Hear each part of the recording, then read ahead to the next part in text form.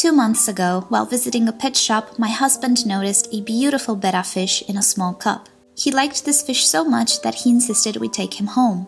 I could instantly tell, though, that it was very stressed and very sick. It has probably been in this cup for a long time without being purchased, and the unsuitable conditions really started to affect its health. Honestly, that made us want to bring him home even more. And so, we did. And this is his incredible transformation story. Before I start, though, I want to address something. I have stopped boycotting shops that keep Bettas in jars for sale. It has been 20 years for me, and I find myself in the same place. Not enough has changed. Not enough stores can afford proper displays. And not enough can take the income hit. So I decided I sacrificed enough for a fish in an attempt to change a mentality which I fear will take forever to change. My compromise? Adopt these fish, or not pay full price for them, but still take them in, and not only give them a different life, but also show you guys how beautiful these fish can become if properly cared for. So, here we go. I arranged a small quarantine tank. It's about 13 liters, which is unsuitable as a long-term tank, but for quarantining and treating, it's good. I added some dark-colored inert gravel that I had around, and a piece of wood that creates a few hiding places for him. Added a hang-on filter with biological filtration from other established tanks, and a heater. Next, I added aged water from my established tanks, added a few plants again from an established tank, and some catappa leaves. These leaves will stain the water brown, but they will condition the water and help my Betta heal and start to feel better. At the moment, I'm not 100% sure what this Betta is suffering from, so I'm not going to add medicine or anything until I know what I need to treat. For starters, though, he will immediately feel better because the water will be clean, free of ammonia, and that will dramatically reduce stress levels. Sometimes it can just be enough to completely heal a Betta fish. Many of the times, these Betta don't actually suffer from diseases, but rather from stress and ammonia-related ailments.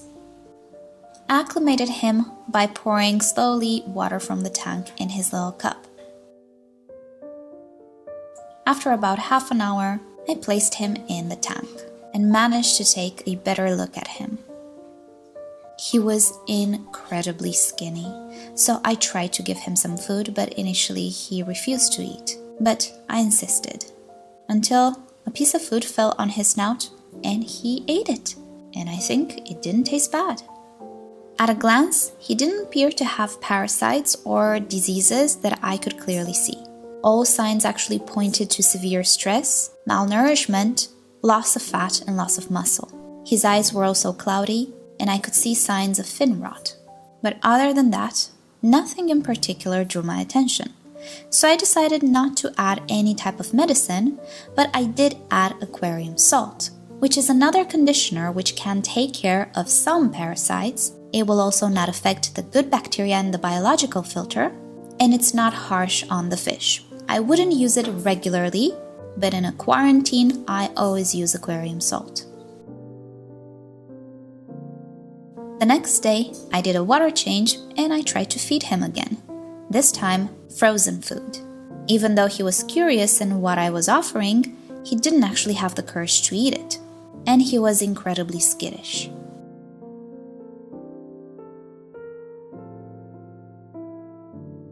But eventually the curiosity won him over, and he tried a piece of brine shrimp. And again, I think it tasted good, because afterwards he ate more of them. He also became less afraid of the tweezers.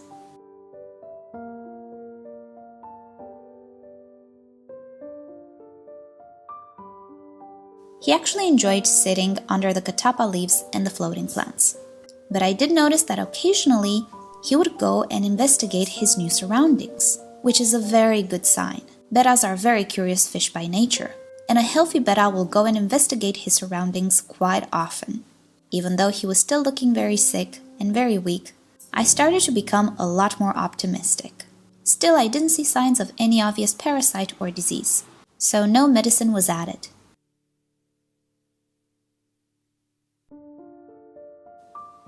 On day 3, I was quite shocked to see his tail is starting to open up.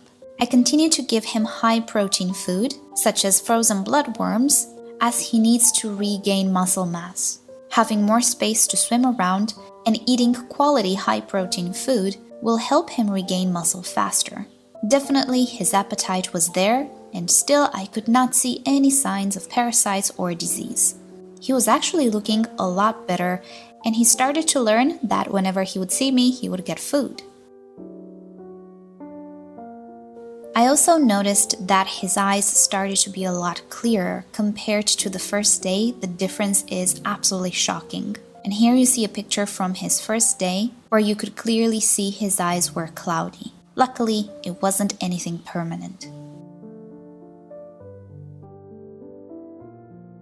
Day 4, more food. I continue to feed him twice a day high-protein food, alternating with frozen food and a good quality pellet food. And he was eating like there was no tomorrow. No medicine was added, and all I did was continue to feed him and keep the water clean. I also offered him different types of food, like freeze-dried bloodworms, and he apparently liked everything I gave him. On day 5, more of his fins started to open up, and he started to swim a lot better. Progress was slow, but definitely visible, and his colors started to intensify as well. Also, an iridescent scale appeared on his snout, which he still has to this day, and I find it very cute. It wasn't there before. But as his coloration improved, his features became clearer and clearer. He continued to investigate his surroundings more and more, and he really enjoyed the little caves and hiding places the wood provided. His swimming became a lot better, but he was still quite skinny, and he would continue to be skinny for quite a while. Building muscle takes time, but with good quality food and space to swim, he would eventually become what he is today, an absolutely stunning, healthy fish.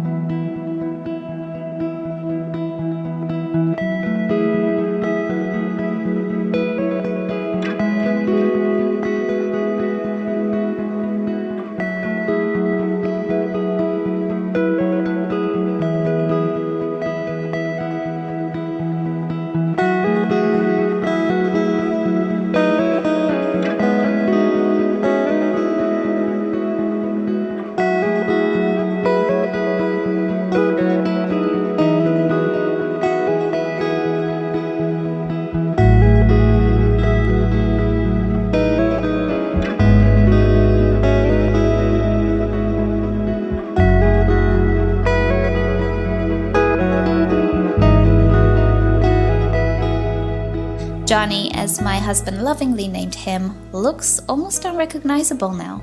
His fins are healed, even though they still have some growing to do. He swims a lot better and has a great appetite as always. I still see some remnants of his trauma, both in his behavior and in his appearance. And it might be that his decline started as he was still growing, so the proportions of his body are a little off and they might forever be a little off. That's why his head looks bigger than it should be. Other than that though, he's not sick. All of his symptoms were due to stress, and I will be sure to make a separate video elaborating more on the signs that he was displaying, what caused them, and how to go about treating them. I will also make a separate video about building his new house, so stay tuned for these videos. But for now, I would say Johnny looks a million times better, and I think he feels a million times better as well. And the transformation from sick to healthy and happy is absolutely spectacular. And I assure you, all sick bettas that you see will become some of the most beautiful fish with proper attention. So if you feel like you can adopt a betta that has been mistreated, no matter how he looks like, I would encourage you to take the leap. Most of the times it's just a matter of proper food and clean water. So here is where the story ends for now, but I'll be sure to keep you up to date with him, and hopefully I can make an update a few months from now showing you Johnny without any signs of previous ailment.